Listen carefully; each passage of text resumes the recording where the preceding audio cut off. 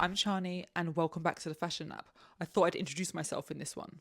In this series, following on from my celebrity style analysis, I decided to analyse every category of my own wardrobe, giving you a 360 vision of what it looks like to have great style and no aesthetic. In this instalment, the words du jour are practical with fashion girl messaging because we are doing mum style. Yes, I have a 2.5-year-old son. Despite this very fabulous shoot that I did to promote my podcast, The Fashion Lab, this is not the reality of my mum dressing. I need to be able to turn into Sha'Carri Richardson at any moment. There's a common rhetoric in the fashion community that's like, wear your best clothes, don't wait for a special occasion, every day is a fashion show, life is the event, show up. And I used to completely subscribe to that way of thinking. I would dress up every day. It was whatever I felt like. And usually what I felt like was glam. But once you have a toddler, wearing your best clothes becomes a high risk situation, not just because of the fingerprints and the food and the mess, but also they love to pull on you and you have to carry them. I can't take these risks anymore. I had to think and I had to think fast. Once you pair that with this idea that you should assess your wardrobe and see how long you haven't worn things for, if you haven't worn X in X amount of time, then you should donate it or sell it.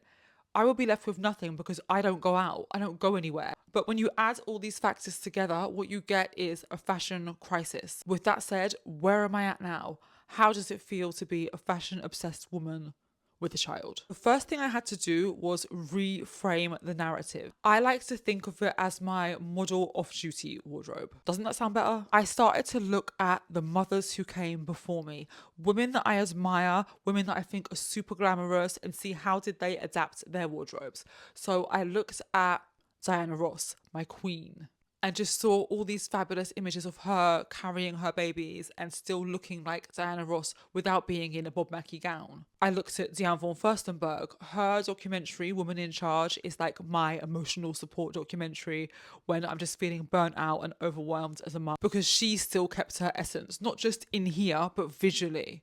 I love Pat Cleveland, and I loved that I learned from one of my favourite fashion accounts, Documoda, that in this Thierry Mugler show, she was actually pregnant.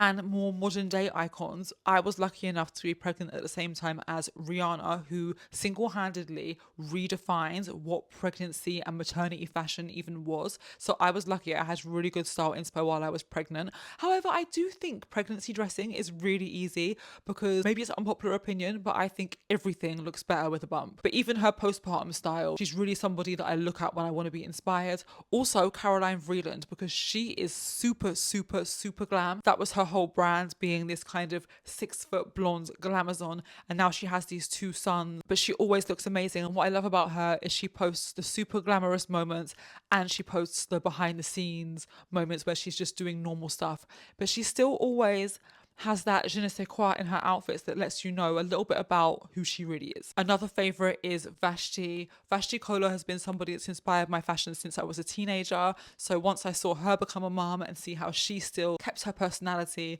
and her vibrancy in her fashion, it was over. But back to me. What have I been wearing? So let me take you on this whole journey. I found pregnancy dressing really enjoyable because I think bumps are the best accessory. The baby comes and your body is just so different. And I think when people say that, they normally talk about it in terms of like weight gain, and you think that's the only thing that's going to change. I don't really want to get too much into weight because honestly, that's not really why we're here, but it's a part of the story. So for me, I always had the body type that I was quite small up top and I had very big hips and I was dragging something in the wagon, let me put it that way. And after I had a baby, I completely lost my hips, still to this day, nothing.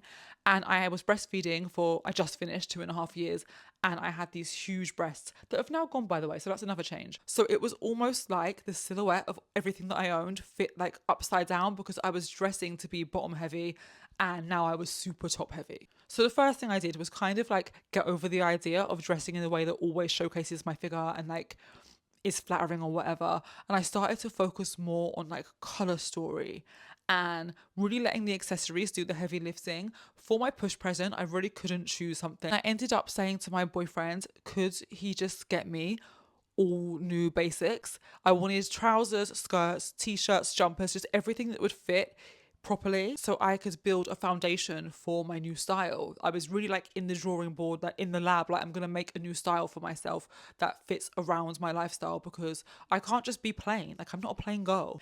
And that gift is honestly the most valuable gift that anyone's ever given me, because it was actually the gift of confidence.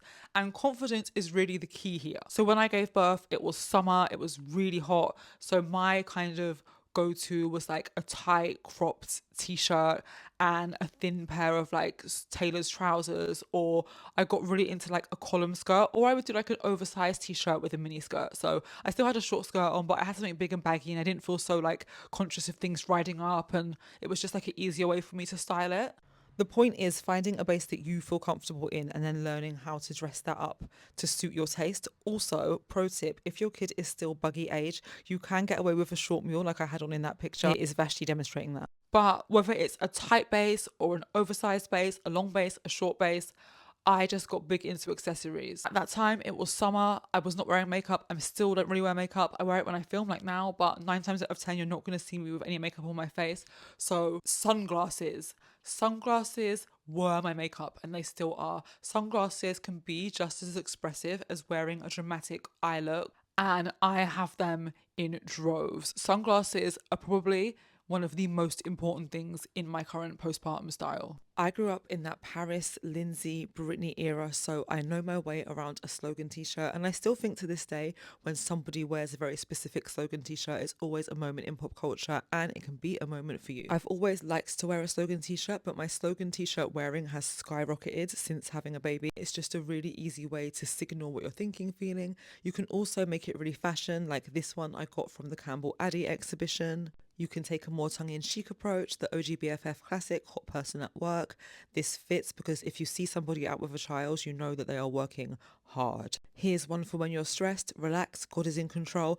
I think I paid £10 for this at a Bible shop that was near my boyfriend's old house. I love wearing it with this pink skirt. The colours just look so good together. These two I actually made myself ages ago, It Girl adjacent and Supermodel adjacent, and I particularly like to wear them when I look really, really rough. Getting your own printed is so fun. You can literally write anything. I really want to make Shiloh one that says Enfant Terrible.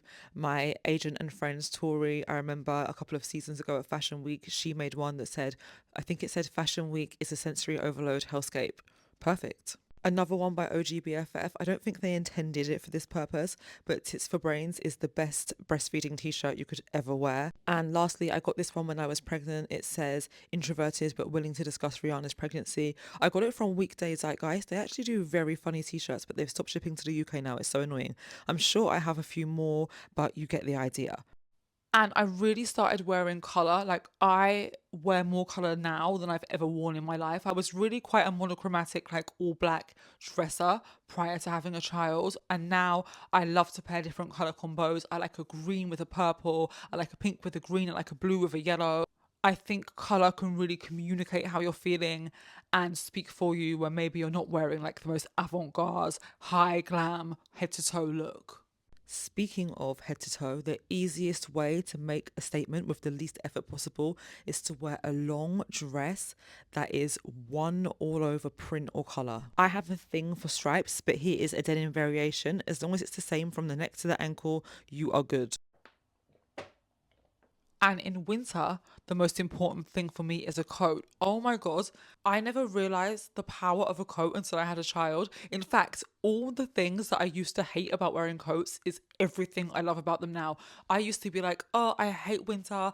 I put all this effort into my outfit and I've got to cover it with a giant coat. I feel like I'm wearing the same thing every day because all you ever see is the coat. And now I'm like, a coat can cover my whole outfit. I can be as comfortable as I want and throw on this giant thing.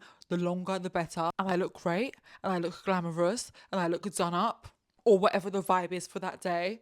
As you can see here, fashion mum style icons Rihanna and Ashley Graham have hit the nail on the head with this look. I think it always looks extra fab if you can factor in some kind of faux fur or an animal print. It just adds extra contrast between the coat and the more casual parts of the outfit. Bonus points to Rihanna for matching her hoodie and trainers. That blue looks so good with the brown. Ashley Graham paired hers with a simple black hoodie, but because of the leopard print, it still looks so chic. This Vivienne Westwood floor length leopard coat from the Always on Camera collection, I think was 93, 94, is one of the ultimate mum fashion holy grail pieces that I really, really want to manifest into my wardrobe one day. So everybody claim it with me. So I'm just in bed, but I'm reading the Nouveau, and there's this editorial called The Daily Show, and it is by Daniel Arnold and styled by Julia Sarjamois. And interestingly, it says, where is it? They're talking about embracing imperfections, and it's this like on the go type of dressing, and they call it rush hour energy, and it says think school run sneakers, right? This is exactly what we're talking about. So I looked at the editorial, and the picture where there's a woman on the school run is Candice Swampole. I can never say her name. Swampole.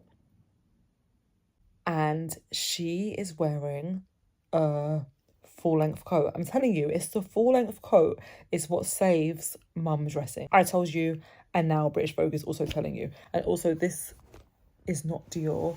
This is my J'adore Meghan Markle t-shirt. Anyway. And I'm going to show you now some of my favourite coats that have been doing the heavy lifting in my style for the past 2 years. So the first one is this denim trench from a brand called Via Via. They don't actually ship to the UK, but I do work for them and have been for 2 years now. So I managed to get my hands on this denim trench when I flew over. Now, what I like about this is that I can use the belt to cinch the waist into another stratosphere, and it just gives a really dramatic silhouette, even though underneath I'm probably wearing a tracksuit. Let's be honest, what I wear every day is a tracksuit. This video should just be titled 101 Ways to Wear a Tracksuit. The next most worn thing in my wardrobe is this pinstripe coat. It is by Gant. It is actually a men's coat. I think it's a size XL. It's a navy pinstripe overcoat. What I like about this is how smart it is, and I like that contrast of wearing something really like relaxed, again like a tracksuit, and then pairing it with accessories and jackets that are much more serious. I think that's how you can kind of get away with it in certain situations. So I'll wear a good pair of glasses, a nice pinstripe overcoat, and I feel like I can conquer the world. And other people believe it, by the way. They think I'm a serious person. And I like to wear it with other neutrals. A lot of people say you shouldn't mix black, brown and navy, but I think it looks really good. So you can see in this close-up that I've got on black pinstripe, navy pinstripe, and then like a burgundy brown crocodile bag. I love doing this. I think it's another way to add like layers and dynamic to a very plain outfit. Some people might think it's a crime. I think it is a good crime. This is a coat that I've had for years. It is a burgundy crocodile effect trench coat. Again, because it's so shiny and the colour is so deep and rich and luxurious, it just levels up anything else you're wearing. And the pièce de résistance is this coat that I just got on Vinted. Oh my God. It was £65 on Vinted. It is real leather. Look at the size of this cuff and collars. And you can see here in this clip, like, I was just wearing a black tracksuit because I was doing admin all day yesterday morning, and I throw that on, put my glasses on, I put red nails because I knew the coat was coming, and I felt like, you know, Katinka from Zoolander, like that's the energy that I felt like when I wore that coat. This is going to be one of those things that my friends are going to be sick of the sight of seeing me in because I'm going to wear it every day, every way. But unfortunately, the one that I've been wearing the most often because it is so cold is the standard long puffer. And just like when I wear a tracksuit, I like to wear a smart coat on top. When I wear a puffer, I like to wear something a bit more put together underneath. So maybe I won't always wear a tracksuit under my puffer if I'm going like, I don't know, to do errands for the day. You can see in this picture, I've put it with like a cropped t-shirt and a pair of suit trousers. Oh my God, swapping tracksuit bottoms for suit trousers is the biggest mama fashion hack I could ever tell you about, because the comfort level is pretty much the same, right? But the way it reads in an outfit is stratospheres apart. I'm really all about juxtaposition. I feel like juxtaposition is the key when it comes to this like practical but stylish dressing. So I talked a bit about colour, but I want to go into it a little bit deeper because colour just lifts your mood. And I think something that, for me anyway, I always think about when it came to like putting my outfits together, what can I throw on, how fast can I throw it on. When I'm going out with my child, it's all about low effort and speed. You can put on exactly the same outfit but just in bolder colours, and it's the same amount of effort putting on a t-shirt and a pair of shorts, but one is all black and the other one is maybe, I don't know, a nice bright teal t-shirt, and you've paired it with like a complementary colour on the bottom. It's the same amount of effort, you just look 10 times more put together. So I started to buy vests in like purples, which was a colour I never really wore before, but I love wearing it now. When you master pairing unexpected colours, and you realize it's not just about color, but it's about the shade also.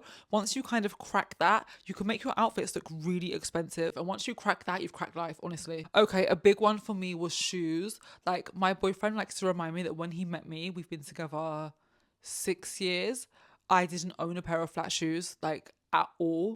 So now it kind of pains me that I barely wear heels anymore. So I am a New Balance girly. Like, I wear a Converse. Okay, this is shameful. It's the only dupe I own, but I did get a copy of those Crystal Alaya flats because I just don't have a grand to spend on shoes. And I was really stressed out in a really bad mood one day. And then the ads popped up while I was like on the train and I just ordered them. And the quality is not really there, I'm not going to lie to you. But they have lifted up a few of my outfits. Like, how can a crystallized shoe not lift a look?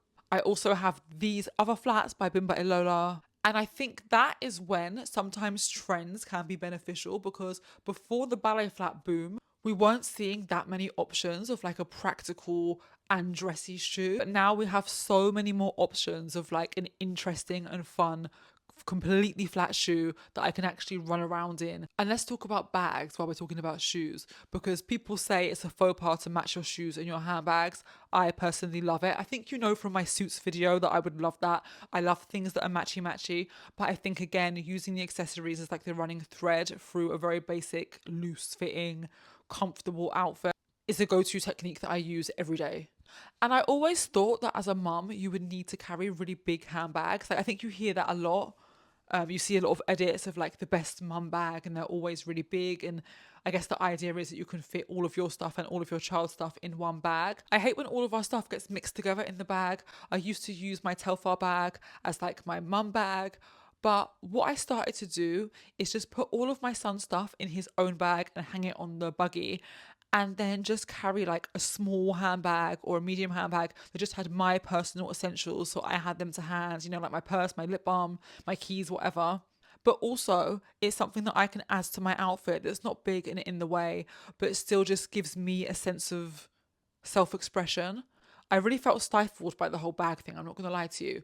Another great accessory is nails. You can really express yourself with nail art. Even something simple like a red or a French really speaks for you. Disclaimer, I was a nail tech for 14 years, so I can do my own. Once I had a client that used to say your nails are the business card for yourself, and that always stuck with me. But the thing about nails is they last, so once they're on, you don't really have to think about it, and that's just something that is there and you can get really creative and really expressive with. I've been talking for a while now, but I hope this is useful to you. Honestly, I wish I'd have had something like this to watch when I was pregnant. So I hope this helps. Comment your favourite mum hacks if you have things that I haven't covered, and we can all share in the comments and help each other be the most fabulous mums that we know how to be. The next installment of this series is going to be colour and print. See you then. Bye.